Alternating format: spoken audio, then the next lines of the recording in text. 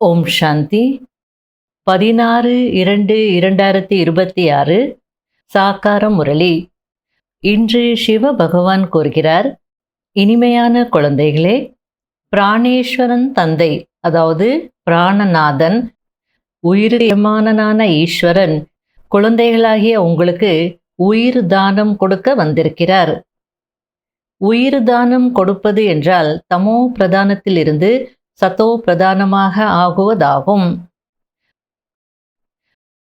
கேள்வி: நாடகத்தின் அனைத்து ரகசியங்களும் தெரிந்து கொண்டிருப்பதினால் எந்த காட்சி உங்களுக்கு புதிதல்ல?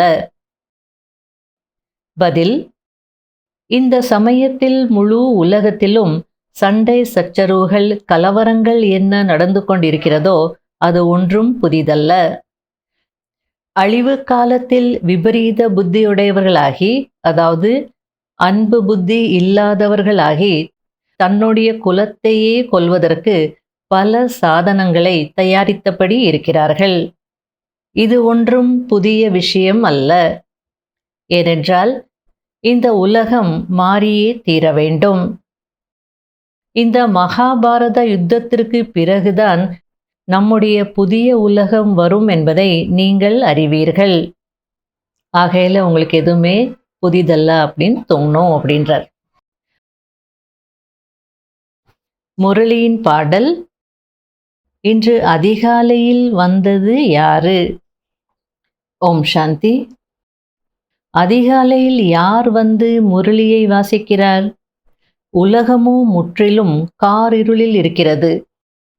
இப்போது ஞானக்கடல் பதித்த பாவனர் பிராணேஸ்வர் தந்தையிடமிருந்து நீங்கள் முரளியை கேட்டுக்கொண்டிருக்கிறீர்கள்.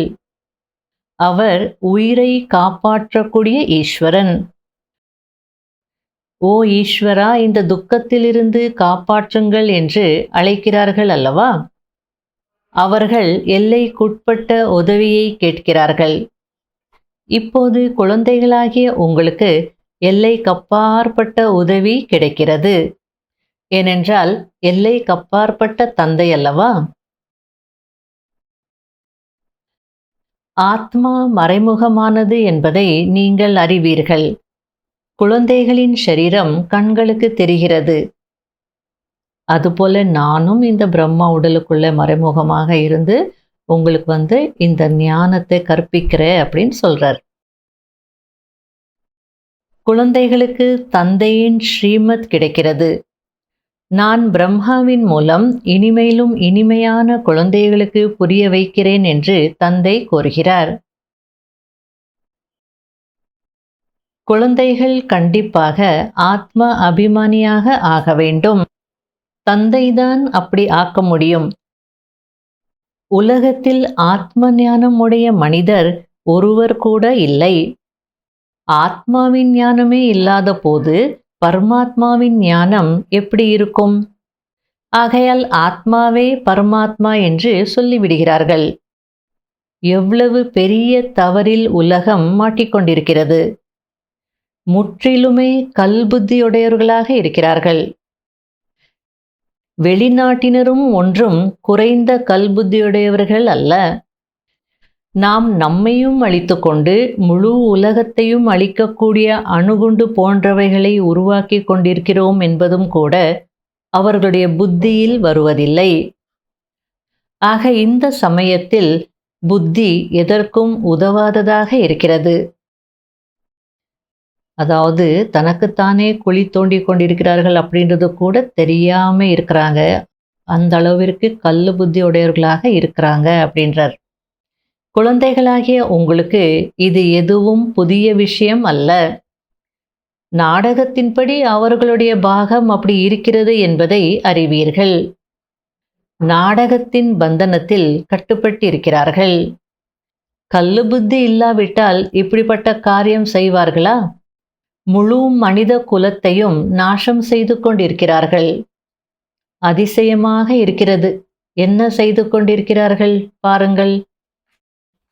இருந்தாலும் நாடகம் சொல்றார். நமக்கு ஸ்தாபனை செய்யறதுக்கு எப்படி ஒரு பாகம் கிடைச்சிருக்கோ அதுபோல அவங்களுக்கு விநாசத்தினுடைய அழிவிற்கான பாகம் கிடைச்சிருக்கு. அவ்வளவுதான்.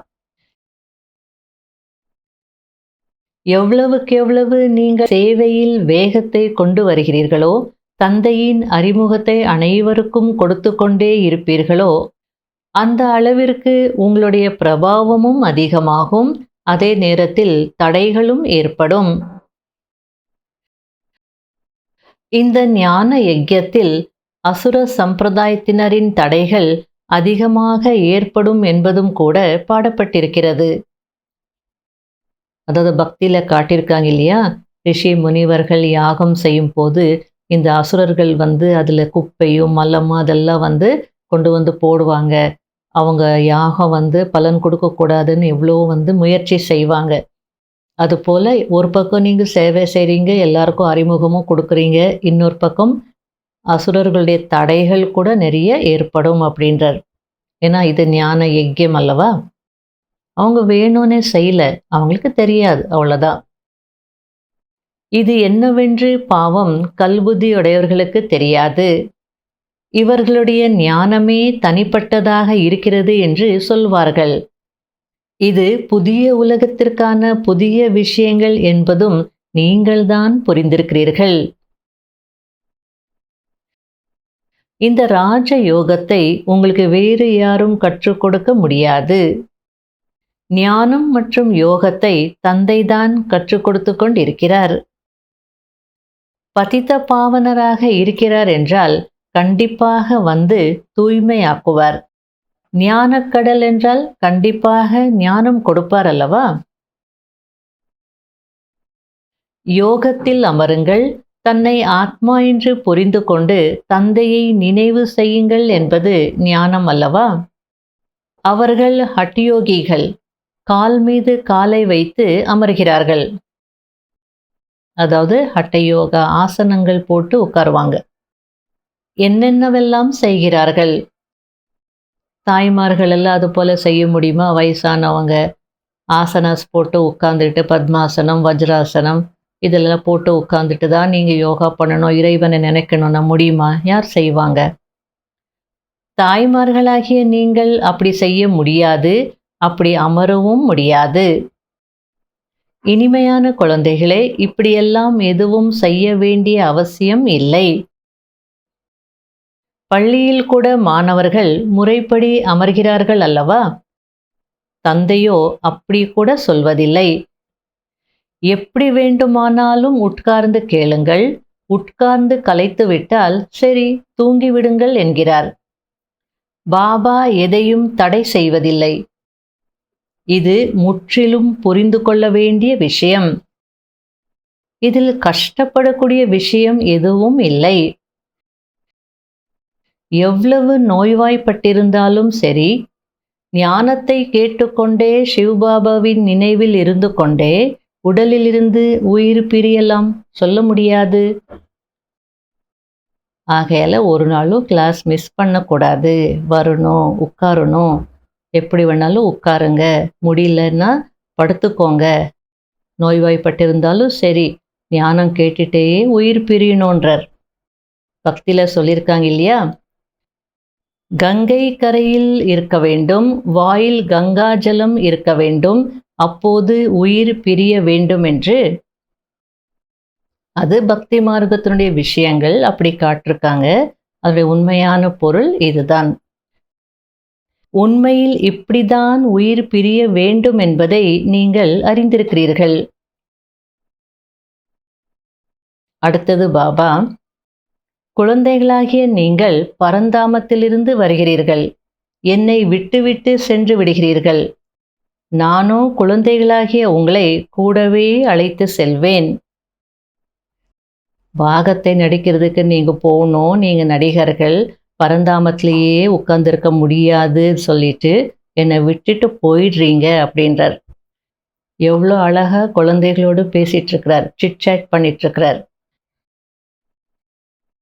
குழந்தைகளாகிய உங்களை வீட்டிற்கு அழைத்து செல்வதற்காக நான் வந்திருக்கிறேன். உங்களுக்கு வீட்டை பற்றியும் தெரியாது, ஆத்மாவை பற்றியும் தெரியாது. மாயா முற்றிலும் சிறகுகளை துண்டித்து விட்டது. ஆகையால் ஆத்மாவால் பறக்க முடியவில்லை. ஏனென்றால் ஆத்மாக்கள் தமோ பிரதானமாக இருக்கிறார்கள். எதுவரை சத்தோ பிரதானமாக ஆகவில்லையோ அதுவரை சாந்தி தாமத்திற்கு எப்படி போக முடியும்? நாடகத்தின் திட்டப்படி அனைவருமே தமோ பிரதானமாக ஆகத்தான் வேண்டும் என்பதும் உங்களுக்கு தெரியும். இந்த சமயத்தில் முழு மரமும் முற்றிலும் இற்று போனதாக ஆகிவிட்டிருக்கிறது. மனித சிருஷ்டி மரம் இற்று போன நிலையில இருக்கு அப்படின்றார். புது உலகத்தில் சத்தோ பிரதானமான நிலை இருக்கும். எங்களுக்கு ராமராஜ்யம் வேண்டும் என்று காந்திஜி கூட சொல்லிக் கொண்டிருந்தார். உலகத்தில் இன்னார் சொர்க்கவாசி ஆகிவிட்டார் என்று சொல்கிறார்கள். ஆக அதனுடைய அர்த்தம் இது நரகமாக இருக்கிறது என்பதுதானே? மனிதர்கள் இதையெல்லாம் புரிந்து கொள்வதில்லை. இங்கு மனிதர்களின் முகம் மனிதனுடையதாக இருக்கிறது, குணங்கள் குரங்கு போல் இருக்கிறது என்று பாபா புரிய வைக்கிறார். தந்தை கூறுகிறார், குழந்தைகளே, தன்னை ஆத்மா என்று புரிந்து கொண்டு தன்னுடைய தந்தையை நினைவு செய்யுங்கள். புத்தியின் தொடர்பை மேலே ஈடுபடுத்துங்கள். நாம் இப்பொழுது ஸ்வீட் சைலன்ஸ் ஹோமிற்கு செல்ல வேண்டும். நிர்வாண தாமம் இனிமையான வீடு என்று சொல்லப்படுகிறது. நல்லது. இனிமையிலும் இனிமையான தேடி கண்டெடுக்கப்பட்ட செல்ல குழந்தைகளுக்கு மாத்பிதா பாப் தாதாவின் அன்பு நினைவுகள் மற்றும் குட் மார்னிங். ஆன்மீக குழந்தைகளுக்கு ஆன்மீக தந்தையின் நமஸ்காரம். கடைபிடிக்க வேண்டிய முக்கியமான சாராம்சம். முதல் பாயிண்ட், இந்த பழைய உலகம் ஏற்கனவே அழிந்து போயிருக்கிறது. ஆகையால் தன்னை இதிலிருந்து விடுபட்டவன் என்று புரிந்து கொள்ள வேண்டும். மரத்தின் வளர்ச்சியின் கூடவே வரக்கூடிய தடைகள் என்னும் புயல்களை கண்டு பயப்படக்கூடாது, கடந்து செல்ல வேண்டும். இரண்டாவது பாயிண்ட், ஆத்மாவை சதோ பிரதானமாக ஆக்குவதற்கு தனக்கு ஞான யோகத்தின் இன்ஜெக்ஷன் போட்டுக்கொள்ள வேண்டும். தன்னுடைய புத்தியின் தொடர்பை இனிமையான வீட்டில் ஈடுபடுத்த வேண்டும். வரதானம், முதலில் நீங்கள் என்ற பாடத்தின் மூலம் கிரீடம் அணிந்தவராக ஆகக்கூடிய சாதுரியமானவர் ஆகுங்கள். பாப்தாதா தன்னை கீழ்ப்படியும் சேவகன் என்று சொல்கிறார். சேவகன் என்று சொல்வதினால் தானாகவே கிரீட்டதாரியாக ஆகிவிடுகிறார். அதேபோல் குழந்தைகளாகிய நீங்களும் பணிவு தன்மையுடன் பிறருக்கு உயர்ந்த ஆசனத்தை கொடுத்து விடுங்கள். அதாவது உங்களுடைய சீட்டு மற்றவங்களுக்கு கொடுத்துடுங்க, நீங்க ஒன்றும் குறைஞ்சி போயிட மாட்டீங்க. பாப் தாதா தன்னை சேவகன் அப்படின்னு சொல்றதுனால அவருடைய கிரீடம் இல்லாமல் போயிடுதா? ஆகல ஏன் சீட்டு அப்படின்னு சொல்லி அதன் மீது பற்று வைக்காதீங்க, அதை பிடிச்சிட்டு இருக்காதீங்க. பிறரை ஆசனத்தில் அமர்த்தினால் அவர் இறங்கி தானாகவே உங்களை ஆசனத்தில் அமர்த்தி விடுவார். மாறாக நீங்கள் அமர நினைத்தால் அவர் அமர விட மாட்டார். அதாவது சில இடங்கள்ல இப்படியும் நடக்கும். பஸ்ஸும் சரி, பொது இடங்களிலும் சரி, நம்ம உட்கார போகிறோம், அதுக்குள்ளே யாரோ வந்து உட்காந்துருவாங்க. இல்லை நான் தான் உட்காரணுன்னா அவங்களும் எழுந்திருக்க மாட்டாங்க. சரி நீங்கள் உட்காருங்க பரவாயில்லைன்னா அவங்களும் என்ன சொல்லுவாங்க, இல்லை நீங்களே உட்காருங்கன்னுவாங்க. சில நேரத்தில் வாங்க அட்ஜஸ்ட் பண்ணிட்டு உட்காரலாம் அப்படின்னு சொல்லுவாங்க. ஆகையால் சீட்டை பிடிக்காதீங்க, தாராள மனதுடன் மற்றவங்களுக்கு விட்டு கொடுத்துருங்க அப்படின்றார். நீங்க பிடிக்க போனீங்கன்னா அவங்க உங்களை உட்கார விட மாட்டாங்க.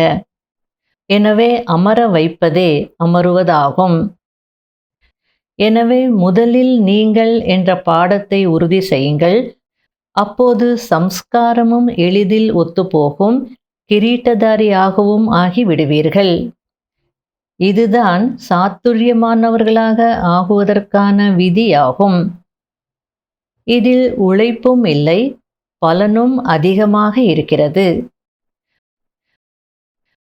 ஸ்லோகன்: அவ்வியக்த நிலையை அனுபவம் செய்வதற்கு உள்நோக்கு முகமுடையவராகவும் ஏகாந்தவாசியாகவும் ஆகுங்கள். அவ்வியக்த சமிகை: இதுவரையிலும் ஒவ்வொரு மலரும் அவரவருடைய வண்ணங்களின் அழகை காண்பித்துக் கொண்டிருக்கிறார்கள். ஆனால் எப்பொழுது பூச்செண்டின் ரூபத்தில் தங்களுடைய நறுமணத்தை பரப்புவீர்களோ, எப்பொழுது சக்தி படை வெளிப்படுகிறதோ, அப்போதுதான் குழுவின் சக்தியினால் பரமாத்மாவின் வெளிப்பாட்டிற்கு நிமித்தம் ஆகுவீர்கள். இப்பொழுது ஒவ்வொருவரும் தனித்தனியே இருப்பதினால் உழைப்பு அதிகமாக தேவைப்படுகிறது.